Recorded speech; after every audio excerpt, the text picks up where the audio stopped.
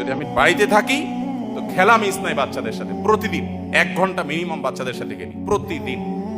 অন্য যত ব্যস্ততা থাকুক, সব ব্যস্ততার সাথে বড় ব্যস্ততা, আমার সবচেয়ে বড় সম্পদ আমার বাচ্চারা।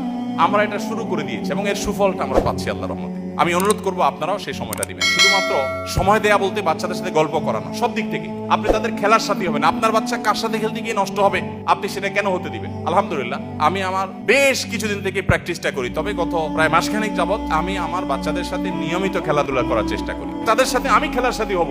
কোন বাচ্চার সাথে খেলতে গিয়ে সে নষ্ট হবে না হবে, আমি সময় দেবো তাদেরকে, এবং তাদের গল্পগুলো আপনি শুনবেন, আপনি নিজে তাদেরকে গল্প বলবেন, তাদের পড়ালেখার সাথী হয়ে যাবেন, মেশার চেষ্টা। বেশিরভাগ বাবা মা সন্তানকে সময় দিতে চান না, টিচারের কাছে দিয়ে রাখেন, আপনার কাজের বুয়ার কাছে দিয়ে রাখেন, অমুকের কাছে দিয়ে রাখেন, তমুক। মায়েরা তো আজকাল বাচ্চাদেরকে ভালো করে নাস্তাও দিতে রাজি না। আমরা যারা মাদ্রাসা চালাই আমরা জানি, টিফিন দিয়ে দিবেন কি, অল টাইমের একটা প্যাকেট ধরাই দিবেন, রেডিমেড কিছু ধরাই দিবেন। আপনার বাচ্চাকে আপনি রেডিমেড এগুলো দিয়ে দিচ্ছেন। আপনি বুড়ো হন, এই বাচ্চা আপনাকে বৃদ্ধাশ্রমে পাঠাবে, এরকম অল টাইম ধরাই দিবে।